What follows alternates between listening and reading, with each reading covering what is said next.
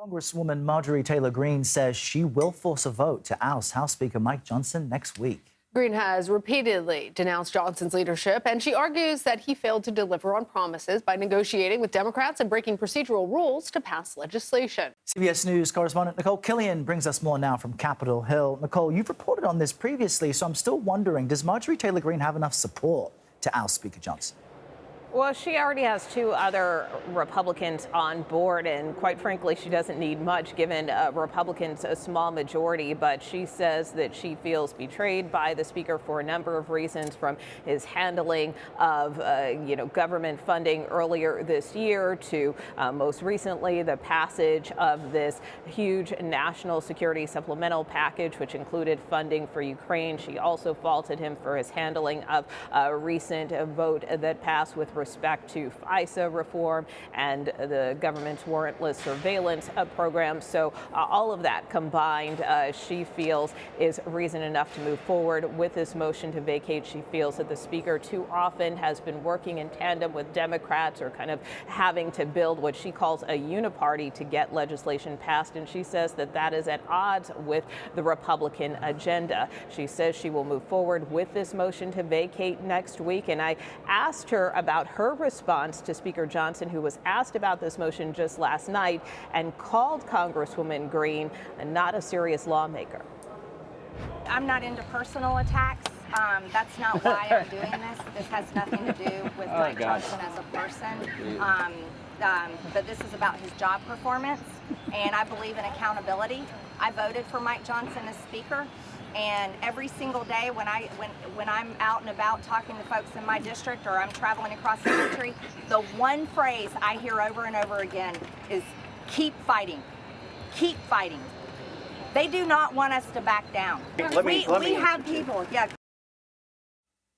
When she said we have people, that was also in response to my question about, if not Speaker Johnson, then who? Because as we know, part of the issue when former Speaker McCarthy was ousted is we saw them go round after round trying to find these candidates who ultimately couldn't muster the votes, which is how they landed on Speaker Mike Johnson. So as you heard her say there, she has names. But that being said, because Democrats have made clear they will likely table any motion to vacate if Congresswoman Greene brings it up, then as of now, it's unlikely to succeed next week.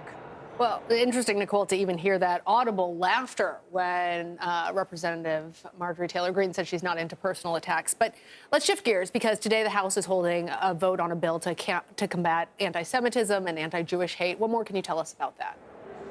Well, the House is poised to take up and vote on legislation called the Anti-Semitism Awareness Act, which would modify the working definition of anti-Semitism when it comes to enforcing anti-discrimination laws. But separate from that, of course, we know that just yesterday, Speaker Mike Johnson announced what he said would be this House-wide crackdown on anti-Semitism on college campuses. And we have already seen a step today on the part of the House Oversight Committee, with some members saying that they will visit the campus of George Washington University here in Washington, where there has been an encampment set up for a number of days. They also are calling a hearing for next week where they have asked both the mayor of D.C., Muriel Bowser, and the chief of the Metropolitan Police Department here in Washington to provide answers about the city's handling of this encampment. And then separate from that, we are also hearing lawmakers on both sides express concerns about what we saw unfold yesterday at Columbia's campus when the NYPD came on campus and arrested dozens of individuals. For instance, Congresswoman Rashida Tlaib, Congressman Jamal Bowman, both progressives, really decrying the use of force on campus, but other members of Congress, we just heard from Republican senators, for instance, who felt that that was appropriate under the circumstances, and others still calling on Columbia's President Shafiq to step down. All right, Nikole, thank you. You bet.